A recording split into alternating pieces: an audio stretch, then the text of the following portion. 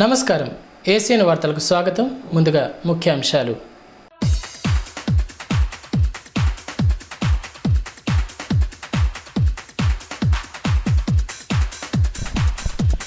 TRS బలపరిచిన అభ్యర్థులకే పంచాయతీ పాలక పగ్గాలు, తద్వారా గ్రామాలను అభివృద్ధి చేసుకోవాలని ఎమ్మెల్యే జోగురామన్న పిలుపు. బేల మండలంలో విస్తృతంగా సాగిన పంచాయతీ ఎన్నికల ప్రచారం. తొలి విడతలో 50 పంచాయతీలు ఏకగ్రీవం. మిగిలిన 103 గ్రామాల్లో పోలింగ్ నిర్వహణకు పకడ్బందీ ఏర్పాట్లు. సమస్యాత్మక 30 గ్రామాల్లో లైవ్ వెబ్కాస్టింగ్ ఏర్పాటు చేస్తున్నట్లు డిపిఓ వెల్లడి. ఆదిలాబాద్ మార్కెట్కు సంక్రాంతి శోభ, కొనుగోళ్లతో సందడిగా మారిన పట్టణం.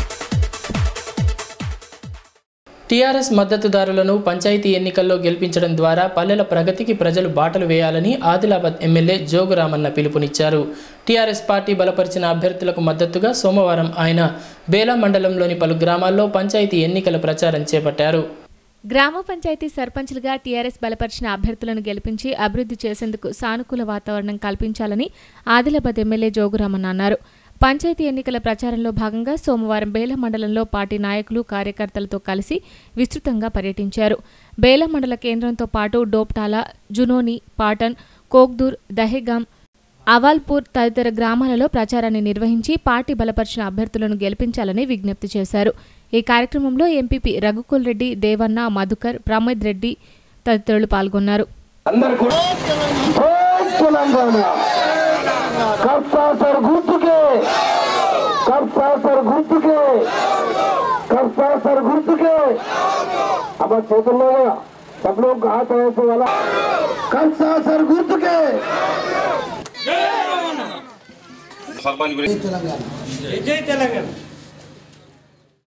ఈ సందర్భంగా ఎమ్మెల్యే జోగురామన్న మాట్లాడుతూ, రాష్ట్రంలో అధికారంలో ఉన్న టీఆర్ఎస్ ప్రభుత్వం అమలు చేస్తున్న పథకాలన్నింటినీ సద్వినియోగం చేసుకోవాలంటే గ్రామ స్థాయిలోనూ టీఆర్ఎస్ పార్టీ బలపరిచిన సర్పంచ్ ఉండాల్సిన అవసరం ఉందన్నారు.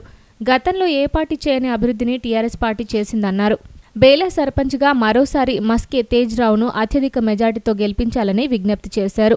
ప్రజలంతా టీఆర్ఎస్ పార్టీకి అండగా ఉన్నారని, పంచాయతీ ఎన్నికల్లోనూ పార్టీ బలపరిచిన అభ్యర్థులే గెలుస్తారని ధీమా వ్యక్తం చేశారు. ఎన్నికలలో ఇచ్చిన ప్రతి హామీని నిలబెట్టుకుంటామని తెలిపారు.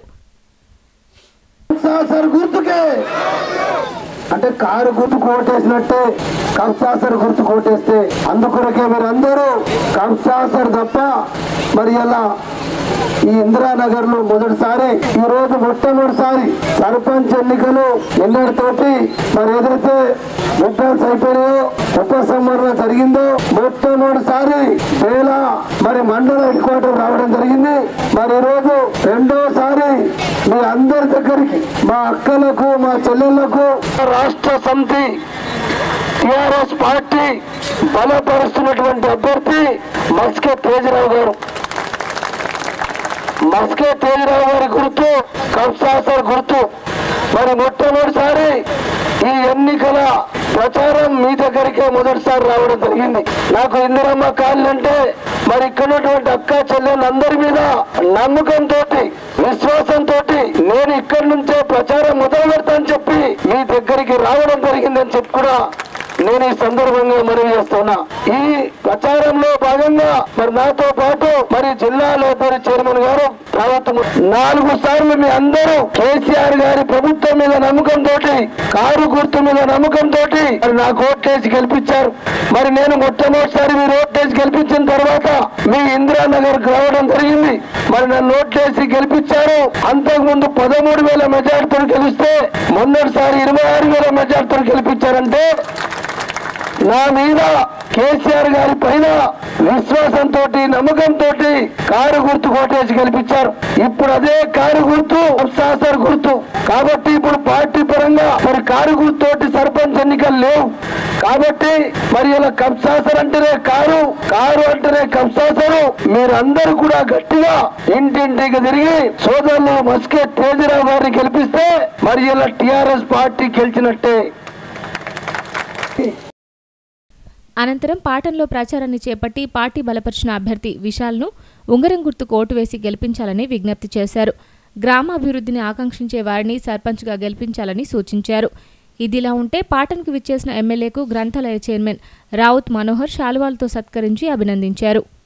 काम होने का भी नहीं, मगर आपका गांव का उन्नति के लिए, आपका गांव के डेवलपमेंट के लिए सरपंच भी अपना विशाल घोड़े निशान क्या है साहब, तुमको मालूम है, मेरे को मालूम है, अंगूठी बोलते अंगठी बोलते, अंगूठी नहीं अंगठी, मुंदी मराठी में मुंदी बोलते, हिंदी में अंगठी बोलते, ये अंगठी और कार एक ही है।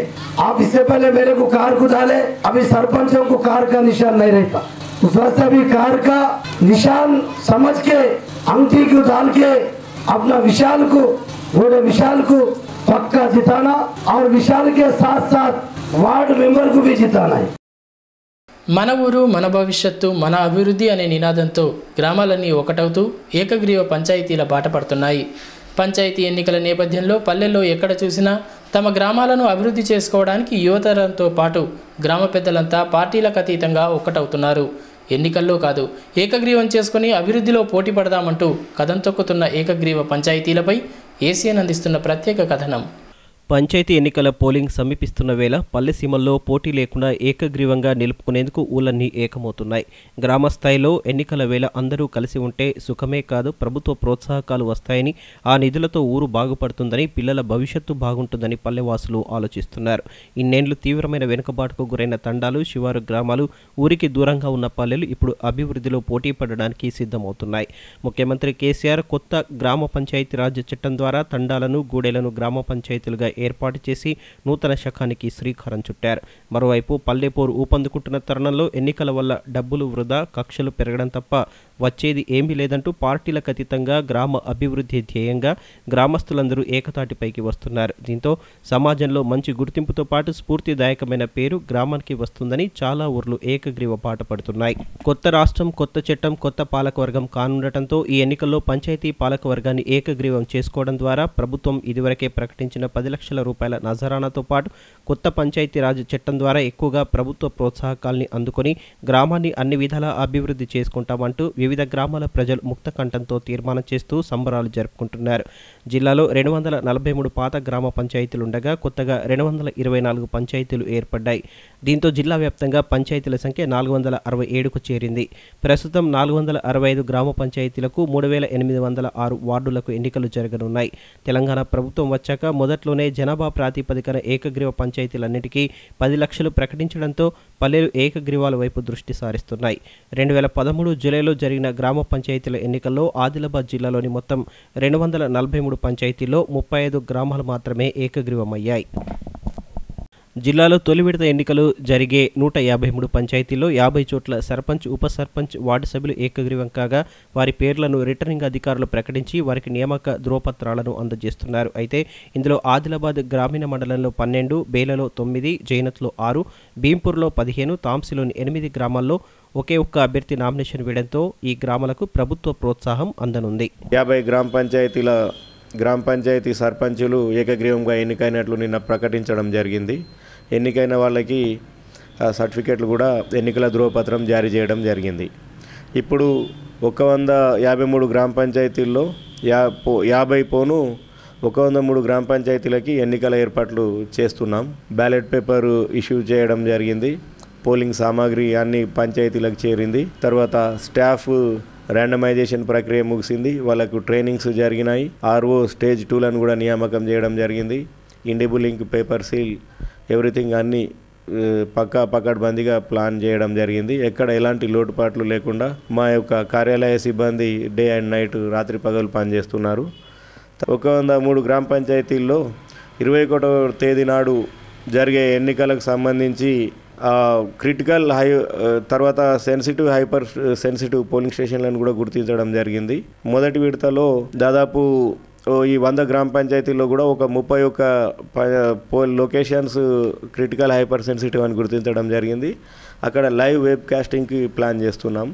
తర్వాత ఎక్కడైతే బిఎస్ఎన్ఎల్ కనెక్టివిటీ లేని చోట మైక్రో అబ్జర్వర్స్ను నియామకం చేస్తున్నాం.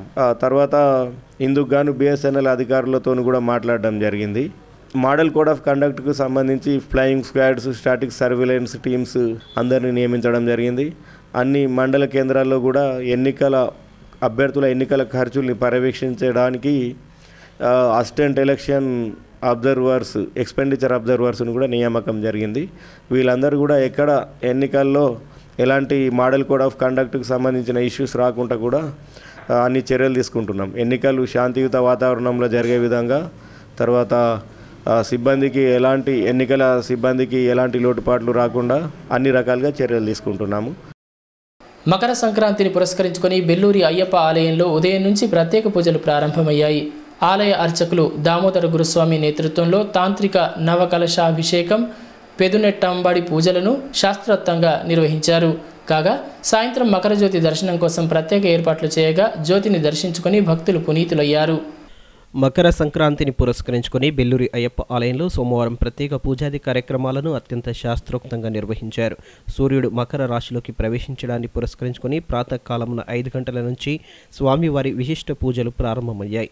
అర్చకుడు దామోదర గురుస్వామి నేతృత్వంలో తాంత్రిక నవకలశాభిషేకం కార్యక్రమాన్ని 3 గంటల పాటు వైభవపేతంగా జరిపించారు. అనంతరం దివ్య పదునెట్టాంబడి పూజ, కర్పూర దర్శన కార్యక్రమాలు నిర్వహించగా అయ్యప్ప భక్తులు దీక్షాదారులు చేసిన స్వామి నామస్మరణతో ఆలయం మార్మోగింది. ఈ సందర్భంగా సంక్రాంతి పురుష దోషం తొలగిపోవడానికి పలువురు భక్తులు నూనె, కర్పూరం, నువ్వులను దానం చేశారు. కాగా కేరళలోని శబరిమలలో సాయంకాలం అగుపించే మకర జ్యోతి దర్శనం కోసం ఆలయ కమిటీ ఆధ్వర్యంలో ఏర్పాట్లు చేయగా జ్యోతి దర్శనంతో భక్తులు పునీతులయ్యారు.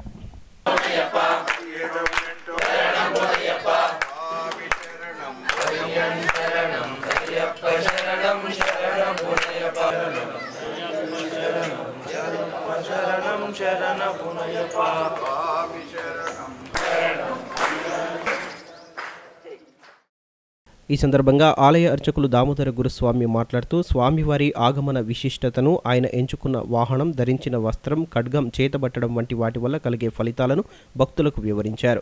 మకర జ్యోతి తేజవంతమైన సందర్భంగా శబరిమలలోని ఆలయ గర్భగుడిలో స్వామి విగ్రహం ఎత్తు రెట్టింపవుతుందన్నారు. ఇంతటి మహాత్యం కలిగి తేజవంతుడైన స్వామివారిని అనునిత్యం ఆరాధించడం భక్తులకు శుభకరమన్నారు. 14వ తారీఖు నాడు రాత్రి 1:19 తులాలగ్న లోపల ఆ స్వామి మకర రాశి లోపల ప్రవేశించిన రాత్రి మకర సంక్రమణ సూర్యోదయానికి స్థానం కలిగింది కాబట్టి మకర రాశి లోపల ప్రవేశించింది కాబట్టి తెల్లారి సంక్రాంతి పండుగ జరుగుతుంది. అంటే రేపు సంక్రాంతి ఉంది. సంక్రాంతి నాడు ఎప్పుడైతే మకర రాశి లోపల సూర్యుడు ప్రవేశిస్తాడో ఆనాడు 12 వంశస్థులకి మన ధర్మశాస్త్ర స్వామి కలియుగవర్ధుడు దర్శనమిస్తాడని చెప్పేసి మనకు శాస్త్రాలు చెప్తుంటే దేదీప్యమానమైనటువంటి తేజస్తోని స్వామి 6:30 నుంచి 6:45 వరకు స్వామి ఆకాశం లోపల దర్శనమిస్తాడు. ముఖ్యంగా ఇంత తేజోలోనటువంటి భగవంతుడిని మనం నిత్యంగా ఆరాధించాలి స్వామిని. అయితే మనం తెలుసుకోవాల్సిన విషయం ఏమిటంటే సెలిస్టియల్ స్టార్ అని ఒక చుక్క, ఇంగ్లీష్ లోపల దాన్ని సెలిస్టియల్ స్టార్ అని అంటారు. అది మీరు కరెక్ట్ గా అబ్జర్వ్ చేసినట్టుంటే కేరళ లోపల అది వాళ్ళ రాత్రి స్వామివారి యొక్క ఆభరణాలని తీసుకొచ్చి స్వామివారికి ఉంచిన తర్వాత మనకు ఆ చుక్క దేదీప్యమానంగా కనిపిస్తూ ఉంటుంది స్వామి. అప్పుడు అనూహ్యమైనటువంటి రీతి లోపల 3 ఫీట్లు ఉన్నటువంటి విగ్రహము 6 ఫీట్లు అవుతుంది గర్భగుడి లోపల. ఇది మనందరికీ తెలియనటువంటి విషయం. చాలా శాస్త్రీయ కూడా ఉన్నాయి. అయ్యప్ప అంటే ఏదో మనం 41 రోజులు భిక్ష చేసిన పోయినమని కాకుండా చాలా నిగూఢమైనటువంటి రహస్యాలు స్వామి లోపల చాలా దాగి ఉన్నాయి. అటువంటి వాటిని మనం విడిచిపెట్టకుండా మనం మనస వాచ కర్మణ స్వామిని మనం పూజించాలి. అప్పుడు మాత్రమే మనకి ఫలితం దక్కుతుంది. వీళ్ళకు సందర్భంగా మన ఆలయం లోపల ఇవాళ జ్యోతి దర్శనానికి కూడా అన్ని ఏర్పాట్లు చేయడం జరిగింది.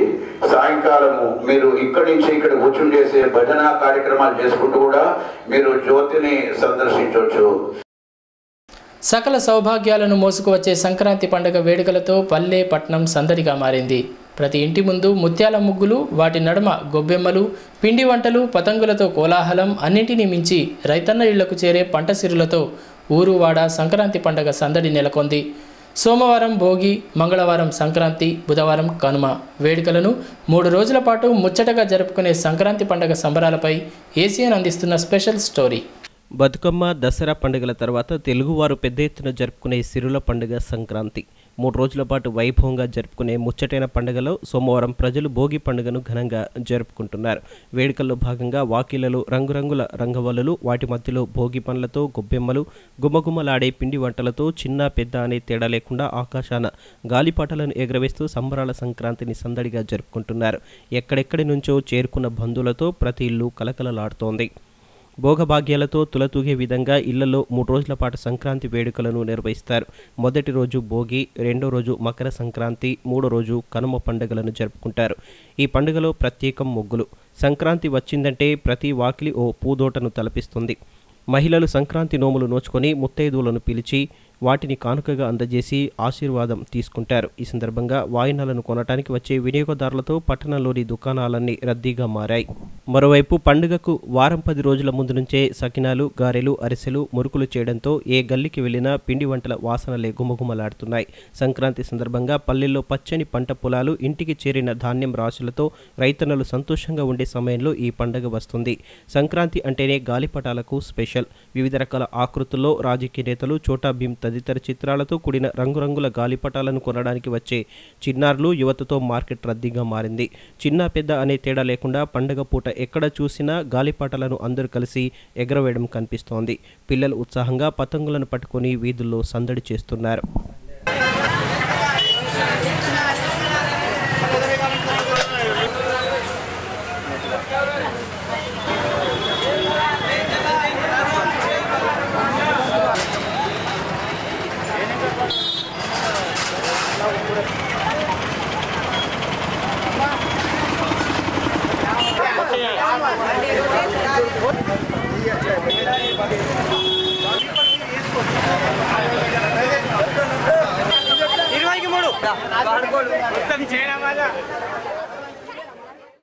ఆదిలాబాద్ పట్టణంలోని శ్రీ సీతారామాలయంలో గోదాదేవి రంగనాథస్వామి వారి కళ్యాణ వేడుకను అంగరంగ వైభవంగా నిర్వహించారు.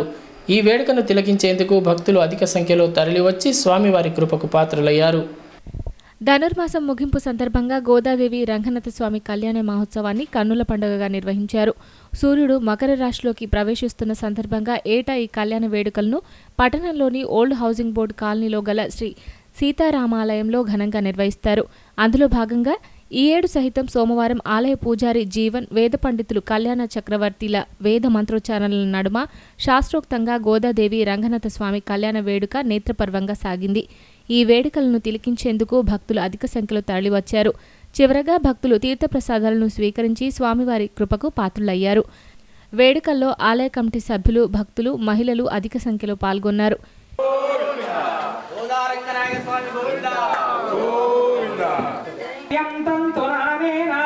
లోక రక్షణ హేతున కంటే బద్ధాని శుభగే సంజీవ శరదాం శతం మాంగళ్యం తంతునానేన లోక రక్షణ హేతున కంటే ఈ సందర్భంగా వేద పండితులు కళ్యాణ్ చక్రవర్తి మాట్లాడుతూ భోగి రోజున గోదాదేవి రంగనాథ స్వామిని వివాహం ఆడిందని, అప్పటి నుండి ఆమెకు భోగభాగ్యాలు ప్రాప్తించాయని, అందుకే భోగి పండుగకు అంతటి విశిష్టత ఏర్పడిందన్నారు. స్వామివారి కరుణా కటాక్షాలతో ప్రజలందరూ సుభిక్షంగా ఉండాలని ఆకాంక్షించారు. మన పాత హౌసింగ్ బోర్డు కాలనీలో ఉన్నటువంటి సీతారామస్వామి ఆలయంలో గత 30 రోజులుగా ధనుర్మాస ఉత్సవాలు జరుగుతున్నాయి. ఆ ఉత్సవాలలో చివరి భాగమైనటువంటి ఈ రోజు గోదా కళ్యాణం. గత 5000 సంవత్సరాల క్రితం తులసీవనంలో లభించినటువంటి గోదాదేవి శ్రీ రంగనాయక స్వామిని తన దైవంగా ఆరాధిస్తూ 30 పాటలను రచించింది. రోజుకొక్క పాటగా స్వామికి సమర్పించింది. అట్లాగే 30 రోజుల తర్వాత తన నాన్నగారైనటువంటి విష్ణుచిత్తుల వారి యొక్క స్వప్నంలో స్వామి కనిపించి గోదాదేవిని తమకు సమర్పించవలసిందిగా కోరడం వల్ల శ్రీవిల్లిపుత్తూరులో గోదాదేవి నివాసం ఉంటుంది. ఆ శ్రీవిల్లిపుత్తూరులోనే గోదారంగనాయక స్వామి వివాహం వైభవంగా 5000 సంవత్సరాల క్రితం జరిగింది. అదే ఆనవాయితీగా ప్రతి వైష్ణవాలయంలో కూడా, ఈ తిరుపతి వెంకటేశ్వర స్వామి ఆలయంలో కూడా సుప్రభాత సేవ కూడా రద్దు చేసి ఈ గోదాదేవి యొక్క పాశరములు తిరుప్పావై సేవిస్తూ సేవ చేస్తూ ఉంటారు. కాబట్టి అటువంటి బ్రహ్మోత్సవాలను మనం నెల రోజులుగా ఈ రామాలయంలో జరుపుకోవడం మన అదృష్టంగా భావిస్తూ అందరికీ కూడా గోదారంగనారాయణ స్వామి యొక్క దివ్య అనుగ్రహం కలగాలని మనసారా ప్రార్థిస్తూ జై శ్రీమన్నారాయణ. బాలసదనం పిల్లలకు అండగా మేమున్నామంటూ టీయూటీఎఫ్ ఉపాధ్యాయ ఉద్యోగ సంఘం నాయకులు ముందుకు వచ్చారు. సంక్రాంతిని పురస్కరించుకొని సోమవారం పట్టణంలోని బాలసదనంలో చిన్నారులకు ఆ సంఘం సభ్యులు పిండి వంటలను అందజేశారు. ప్రజలందరూ సంక్రాంతి వేడుకలను ఆనందోత్సాహాల మధ్య జరుపుకుంటున్నారు. పట్టణంలోని బాలసదనంలో పిల్లల మధ్య టీయూటీఎఫ్ ఉపాధ్యాయ ఉద్యోగ సంఘం నాయకులు సంక్రాంతి వేడుకలను జరుపుకున్నారు. ఈ సందర్భంగా ఏర్పాటు చేసిన కార్యక్రమానికి Shri Sai Vaikunta trust chairman doctor Ravikiran Yadav ముఖ్య అతిథిగా హాజరై పండగ సందర్భంగా ఇంట్లో చేసిన పిండి వంటలను టీయూటీఎఫ్ సంఘం నాయకులతో కలిసి చిన్నారులకు పంపిణీ చేశారు. ఈ కార్యక్రమంలో టీయూటీఎఫ్ జిల్లా అధ్యక్షులు వినోద్ రెడ్డి, వెంకట్రామరెడ్డి, సుజాత, సుధాకర్, రామ్రెడ్డి, భీమరావు తదితరులు పాల్గొన్నారు.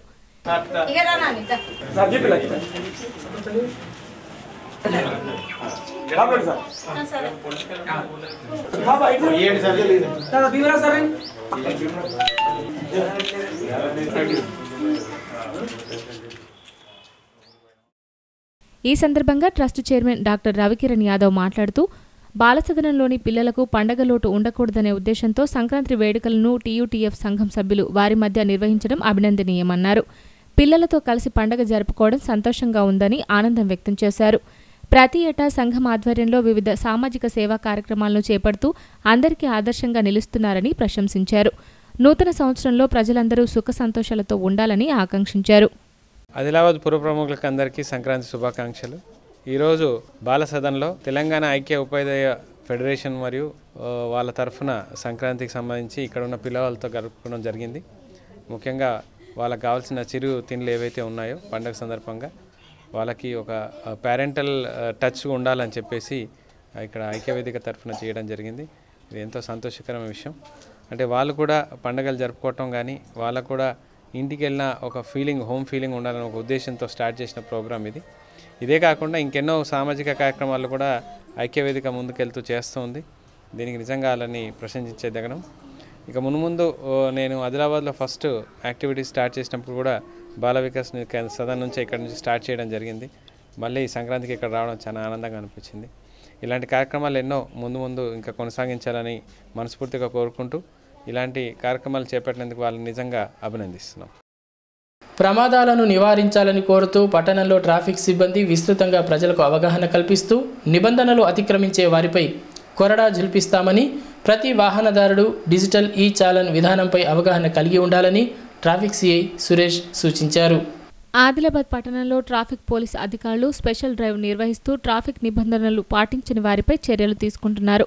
అదేవిధంగా ట్రాఫిక్ నిబంధనలపై పలు ప్రాంతాల్లో కూడళ్లలో ఆటో డ్రైవర్లకు, 2-వీలర్, 4-వీలర్ వాహనదారులకు ఈ-చలన్ విధానంపై అవగాహన కల్పిస్తున్నారు. ఈ సందర్భంగా సోమవారం పట్టణంలోని పంజాబ్ చౌక్, అంబేద్కర్ చౌక్లతో పాటు తదితర ప్రాంతాల్లో వాహనదారులకు, ఆటో డ్రైవర్లకు traffic CI Javvaji Suresh traffic నిబంధనలను పాటించాలని అవగాహన కల్పించారు. ఈ కార్యక్రమంలో ఎస్ఐ ఆమడ్ చంద్రశేఖర్, కానిస్టేబుళ్లు తదితరులు పాల్గొన్నారు.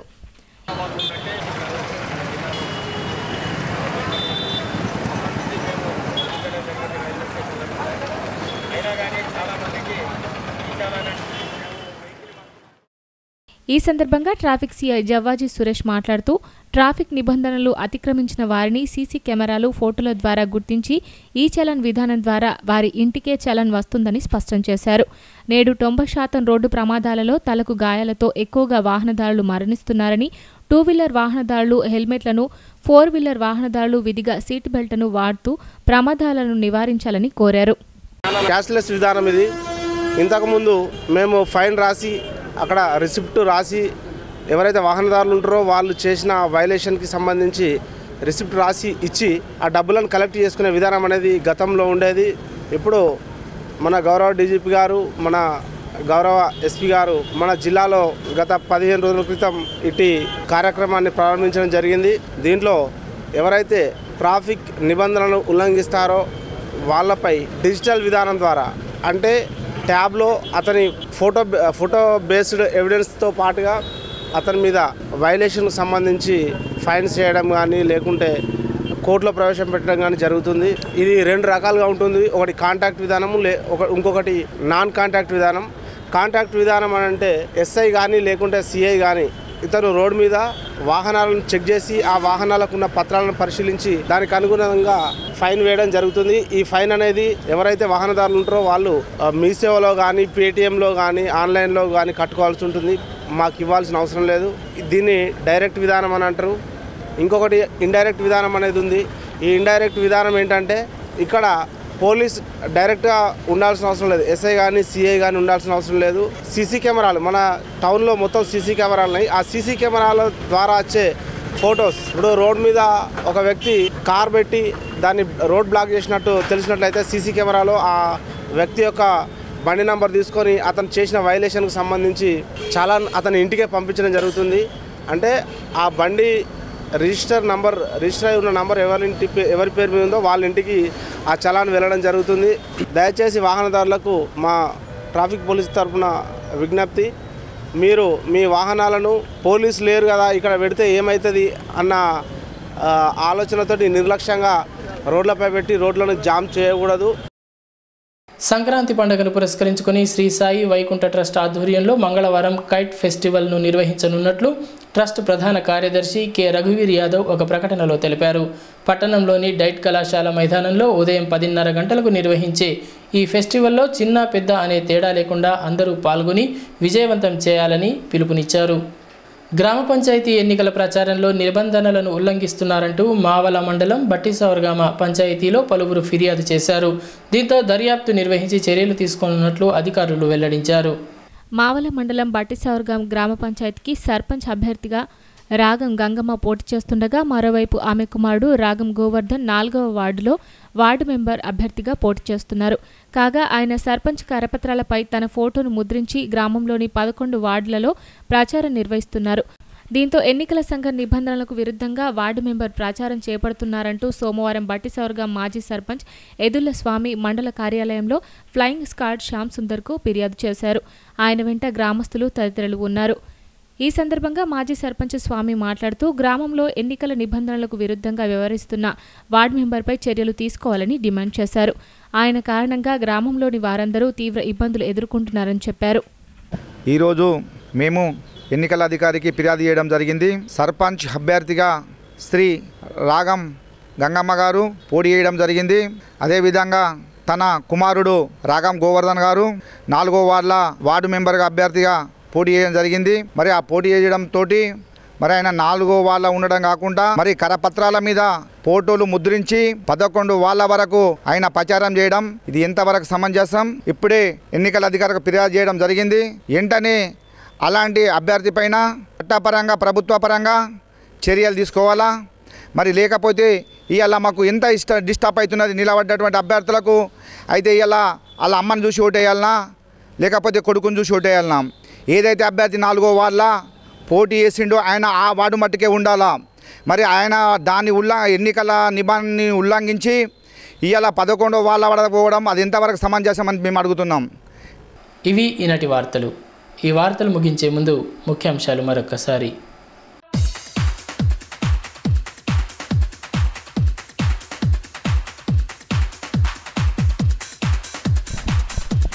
టీఆర్ఎస్ బలపరిచిన అభ్యర్థులకే పంచాయతీ పాలక పగ్గాలు, తద్వారా గ్రామాలను అభివృద్ధి చేసుకోవాలని ఎమ్మెల్యే జోగురామన్న పిలుపు.